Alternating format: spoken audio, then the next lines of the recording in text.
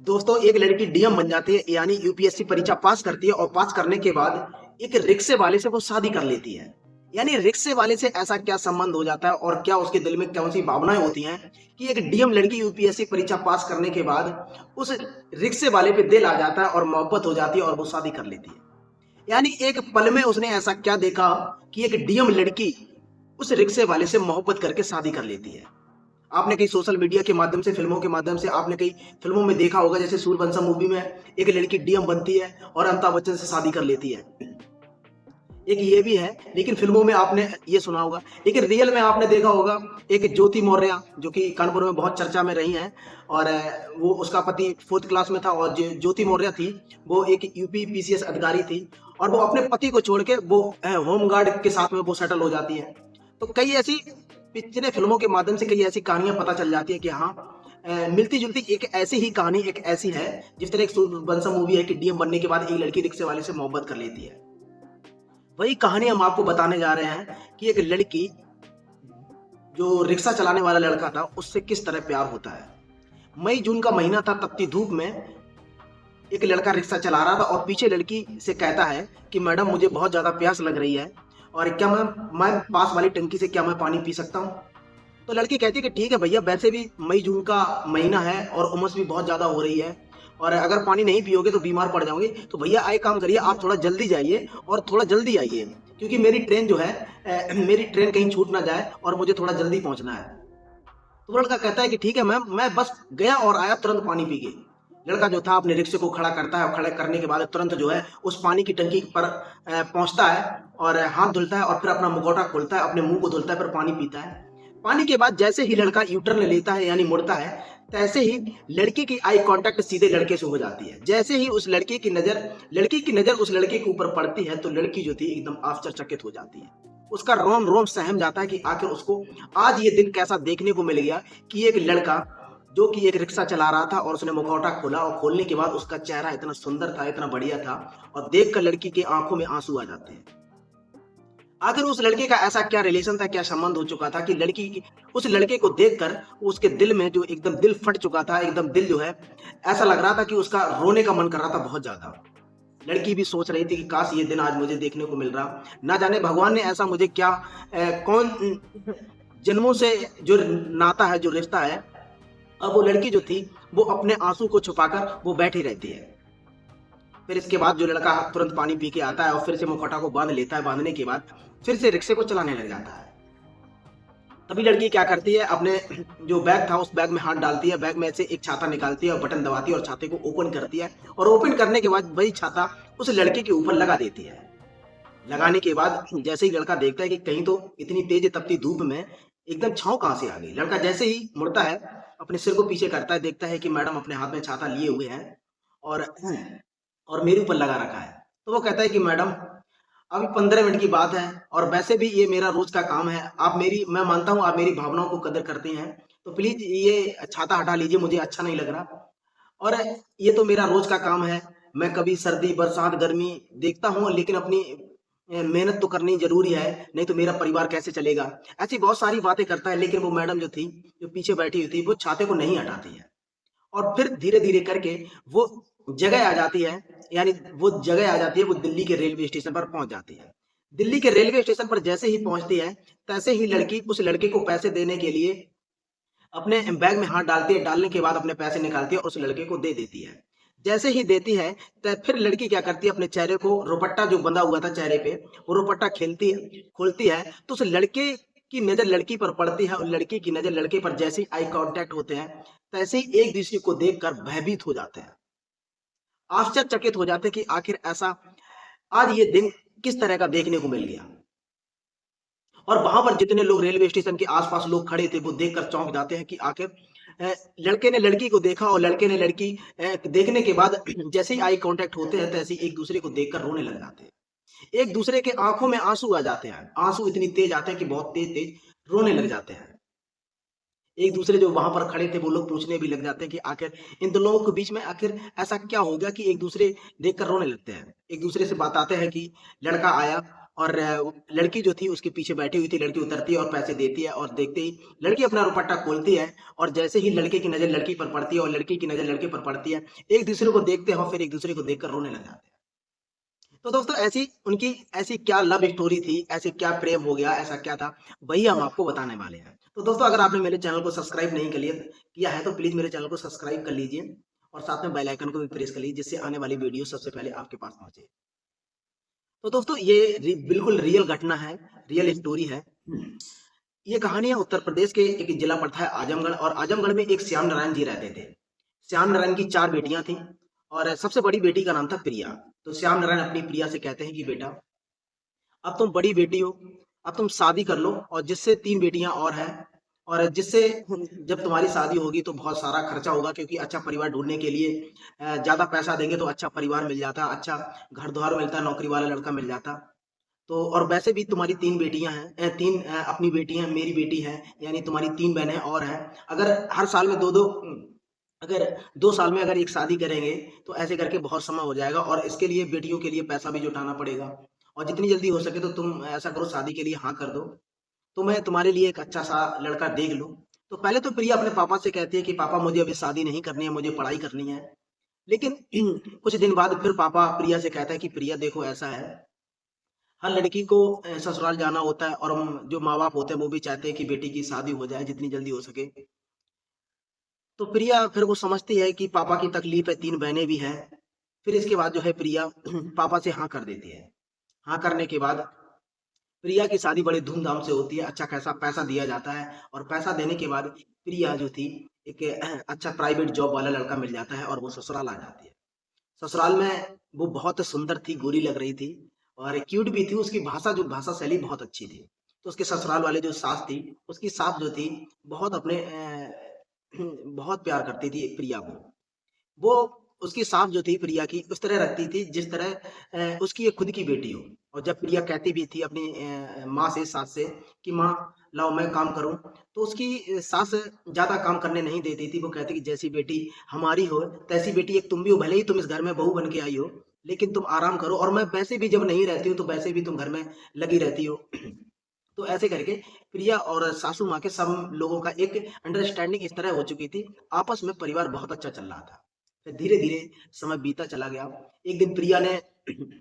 अजय से कहा, जो प्रिया का जो पति था उसका नाम था अजय और अजय से कहा कि अजय ऐसा है, मुझे पढ़ाई करनी है, मुझे कुछ बनकर एक सरकारी नौकरी पानी है। तो अजय कहता है कि ठीक है, अच्छी बात है, अगर तुम्हें सरकारी नौकरी पानी है, तो ठीक है, मुझे कोई ऐतराज़ नहीं। आप एक काम करो सासू माँ से और पूछ लीजिए, जिससे सासू माँ को दिक्कत ना हो, यानी मम्मी से पूछ लीजिए। तो प्रिया जो है अपनी एक बार माँ से भी परमिशन लेती है, अपनी सास से परमिशन लेती है। सास मुझे पढ़ाई करनी है, क्या मैं पढ़ सकती हूँ? तो सास कहती है बेटा इससे अच्छी क्या बात हो सकती है? अगर तुमने पढ़ाई का मन बना लिया है, तो तुम पढ़ाई करो और वैसे भी मैं घर का सारा काम सँभाल लेती हूँ। तो प्रिया जो थी उसको परमिशन मिल जाता है और वहीं आजमगढ़ में उसका पति जो था, उसको वहीं एक प्राइवेट एक कोचिंग सेंटर था और वहीं पर यूपीएससी की कोचिंग कराने लग जाता है।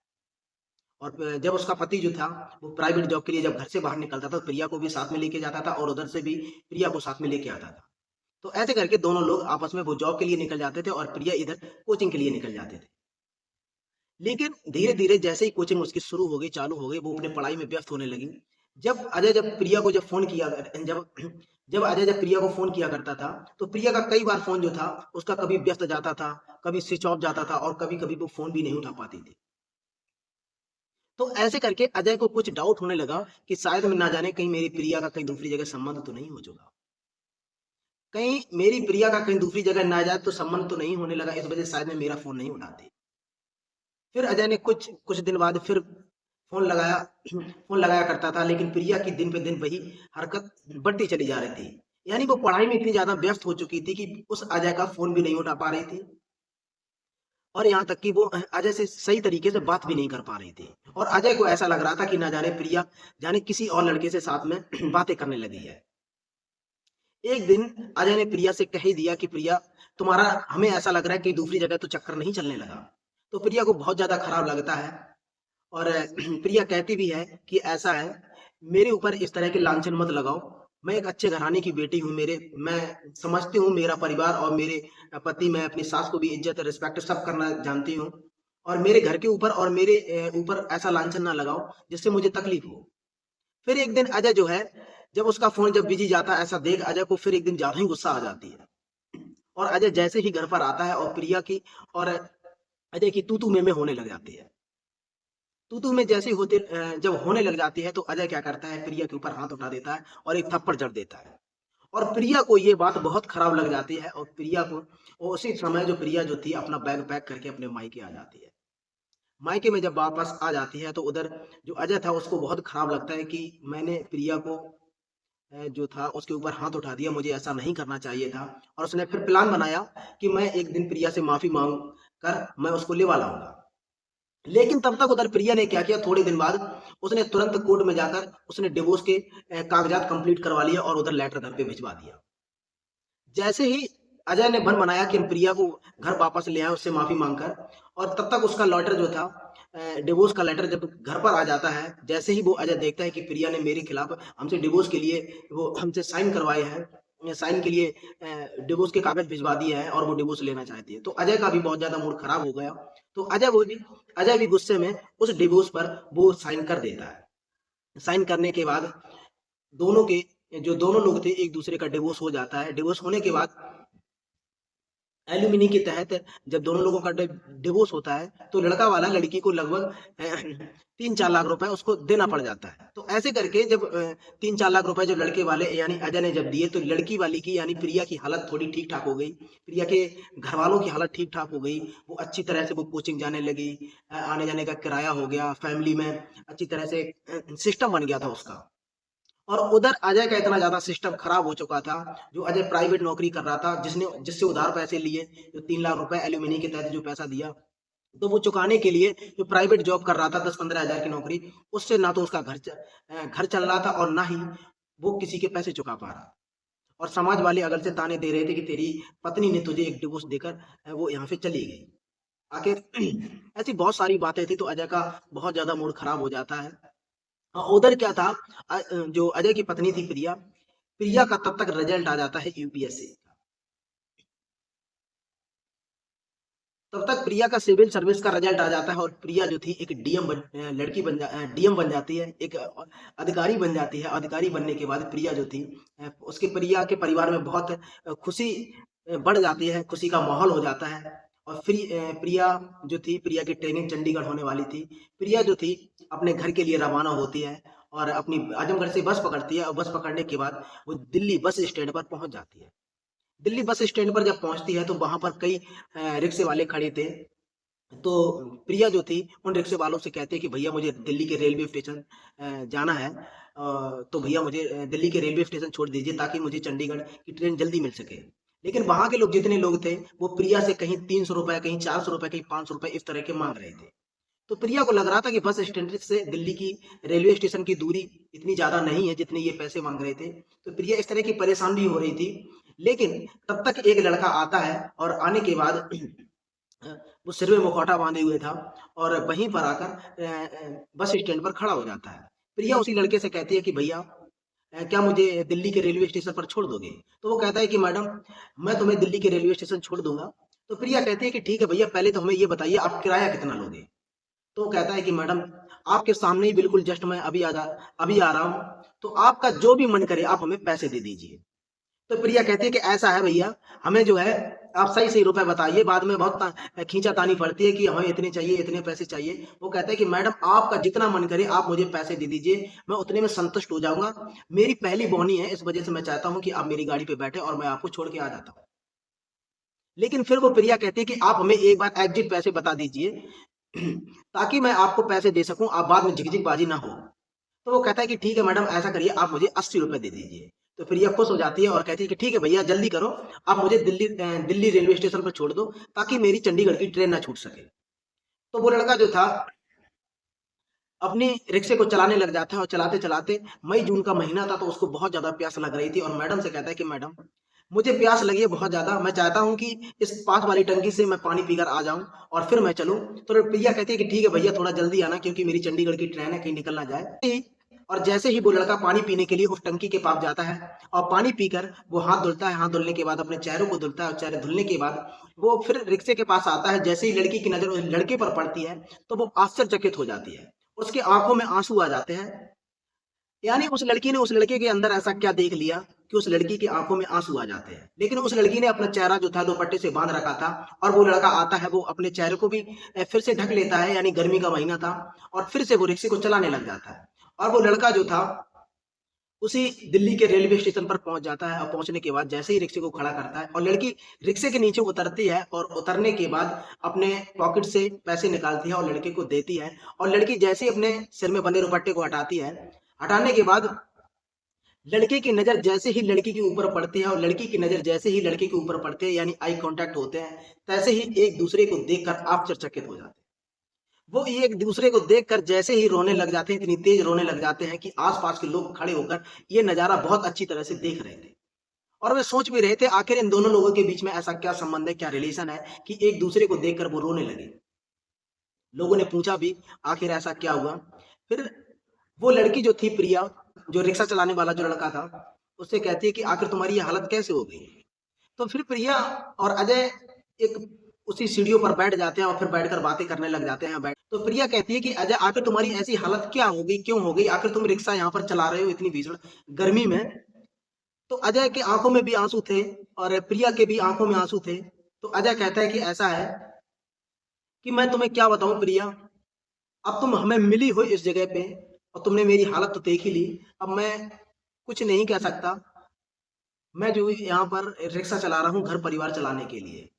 तो प्रिया कहती है कि आखिर तुम्हें, तुम्हारी तो प्राइवेट नौकरी थी, तुम अच्छी खासी नौकरी कर रहे हो और तुम यहाँ पर रिक्शा क्यों चला रहे हो। तो कहता है, जो अजय था, अजय कहता है कि प्रिया, जब तुमने हमसे डिवोर्स मांगा, डिवोर्स मांगने के बाद जब जो तुम्हें 3-4 लाख रुपए जो दिया गया, वो रुपए एल्यूमिनी के तहत वो हमने तुम्हें दिया, उससे मेरी घर की हालत खराब हो चुकी थी और मैं वही कर्जा चुकाने के लिए मेरी 10-15 हजार की नौकरी में नहीं चल पा रहा था। फिर मैं दिल्ली आकर यहाँ पर रिक्शा चलाने लगा। तो प्रिया जो थी कि ठीक है। फिर अजय प्रिया से पूछता है कि आखिर तुम कहाँ जा रही हो, तुम यहाँ पर क्या कर रही हो। तो प्रिया कहती है कि अजय, मैं एक डीएम बन चुकी हूँ और मैं डीएम की ट्रेनिंग के लिए मैं चंडीगढ़ जा रही हूँ। तो अजय बहुत खुश हो जाता है और अजय से कहती भी है, अजय कहता भी है प्रिया से कि मैं चाहता हूँ कि भगवान तुम्हारी सारी मनोकामनाएं पूर्ण करें और मैं चाहता हूँ कि मेरा भी आशीर्वाद, मेरी भी दुआ जो भी है वो मेरे आप तुम्हारे साथ में रहे, तुम तरक्की करो बहुत ज्यादा। और तुम एक डीएम बन चुकी हो और हम लोगों का एक तलाक हो चुका, डिवोर्स हो चुका, और डिवोर्स होने के बाद हम दोनों लोग अब एक दूसरे के संबंध में नहीं जुड़ सकते और अब तो बहुत जमीन आसमान का फर्क हो चुका। तो ऐसे करके दोनों लोगों की आपस में बातें होती रहती हैं। फिर तब तक क्या है, तब तक प्रिया की ट्रेन जो चंडीगढ़ जाने वाली थी, वो ट्रेन का समय हो जाता है और ट्रेन वो आ जाती है। तो प्रिया चलने के टाइम पर वो कहती है कि अजय से कि ये मेरा नंबर लिख लो और मेरा नंबर ले लो, और नंबर लेने के बाद जब तुम्हें कोई तकलीफ हो तो हमसे फोन कर लिया करना। तो प्रिया अपना कॉन्टैक्ट नंबर यानी फ़ोन नंबर दे देती है और वो अपनी ट्रेन पकड़कर वो चंडीगढ़ चली जाती है। जैसे ही शाम होती है और वहाँ पर प्रिया चंडीगढ़ पहुँच जाती है और जैसे ही शाम हो जाती है, उधर अजय बहुत ज़्यादा यानी फ़ोन करने के लिए बेचैन हो रहा था कि कितनी जल्दी समय हो और मैं प्रिया को कॉन्टैक्ट करूँ। और जैसे ही समय हुआ, तैसे ही अजय ने प्रिया को कॉन्टैक्ट किया और कॉन्टैक्ट करने के बाद 1-2 मिनट, ज़्यादा से ज़्यादा 1-2 मिनट बात हुई। फिर दूसरा दिन हुआ और दूसरे दिन फिर अजय ने फ़ोन लगाया, ऐसे करके फिर धीरे-धीरे फ़ोन की जो टाइमिंग थी, यानी बात करने की जो टाइमिंग थी, वो धीरे-धीरे करके बढ़ने लगी और फिर से एक दूसरे को वही रिलेशन में आ जाते हैं, वही बातें शुरू हो जाती हैं, जो शादी के समय बातें हुआ करती थी। तो प्रिया कहती है कि अजय, मैं चाहती हूँ कि तुम दिल्ली छोड़कर तुम मेरे साथ यहाँ पर चंडीगढ़ आ जाओ और चंडीगढ़ में मैं यहाँ पर एक क्वार्टर इश्यू करा लेती हूँ, जिससे हम दोनों लोग आपस में रह सकें और ताकि हमें भी तकलीफ ना हो, क्योंकि हमें भी थोड़ा आने-जाने में दिक्कत रहती है। तो तुरंत अजय अपनी टिकट बुक करा लेता है और चंडीगढ़ पहुँच जाता है। चंडीगढ़ जब पहुँच जाता है, वहाँ पर एक-दूसरे वहीं पर रिलेशनशिप में रहने लग जाते हैं। तो एक दिन फिर प्रिया का मूड बदलता है। प्रिया कहते हैं कि ऐसा है अजय, अब हम दोनों लोग यहाँ पर रह तो रहे हैं, लेकिन समाज क्या कहेगा कि एक लड़का-लड़की यहाँ पर आपस में रह रहे हैं। उनको क्या पता कि हम दोनों लोगों की पहले शादी हुई थी और फिर डिवोर्स हो गया। तो प्रिया कहती है कि अजय,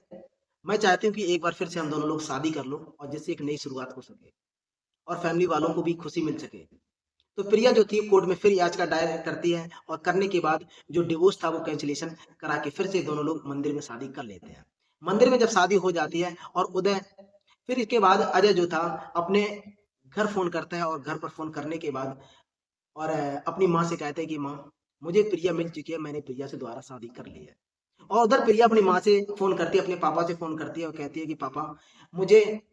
अजय मिल चुके हैं और मैंने अजय से जो डिवोर्स लिया था मैंने कैंसिलेशन करा के मैंने फिर से दोबारा मंदिर में शादी कर ली है और मेरा परिवार अब आराम से हम लोग यहाँ पर चंडीगढ़ में रह रहे हैं। तो दोनों परिवार इतने ज्यादा खुश हो जाते हैं और खुश होने के बाद और प्रिया अपने पापा से कहती भी है कि पापा जो 3 बेटी हैं यानी जो 3 बहनें हैं मैं चाहती हूँ कि इन तीनों की जिम्मेदारी हम लें और हम तीनों बहनों की अपनी शादी करें। तो फिर इसके बाद अजय और प्रिया दोनों मिलकर जो प्रिया की जो तीनों बहनें थी उनकी शादी करवाते हैं और दोनों लोग इतने ज्यादा खुश रहने लग जाते हैं कि आज भी प्रिया और अजय दोनों इस तरह के रिलेशन में हैं, ना जाने इस तरह का संबंध ऐसे कभी किसी का रहा हो। क्योंकि भगवान ने उनकी ऐसी लीला लिखी कि जब दिल्ली के रेलवे स्टेशन पर जब प्रिया पहुंची तो उसी समय जो था वहीं पर अजय पहुंच जाता है और उसी समय अजय जो चेहरे पर जो रुपैटा बांधे हुआ था, जो मुखौटा बांधे हुआ था गमछा से, और वहां पर पानी उसको प्यास लगती है और फिर वो खोलता है तो प्रिया की नजर भी उस पर पड़ जाती है और प्रिया की आंखों में आंसू आ जाते हैं और प्रिया उसी पुरानी बातों को लेकर सोचने लग जाती है, भावुक हो जाती है, उसी प्यार में डूब जाती है और फिर दिल्ली के रेलवे स्टेशन पर आ जाती है और एक दूसरे को देखकर इतने ज्यादा रोने लग जाते हैं। तो ये कहानी कहीं ना कहीं एक कई तरीके देखा जाए तो कहीं ना कहीं ये कहानी एक मोटिवेशनल कहानी, एक लव स्टोरी है जो ना जाने किसी ईश्वर के द्वारा लिखी गई कहानी होगी, क्योंकि ना जाने डिवोर्स के बाद कहाँ एक दूसरे के फिर से प्यार में कहानी बदल जाती है। तो दोस्तों ये कहानी अगर आपको अच्छी लगी तो प्लीज कहानी को लाइक कर दें और शेयर भी कर दें। तो दोस्तों फिर आपको मिलते हैं एक नई स्टोरी में, तब तक के लिए इजाजत दीजिए। जय हिंद, वंदे मातरम।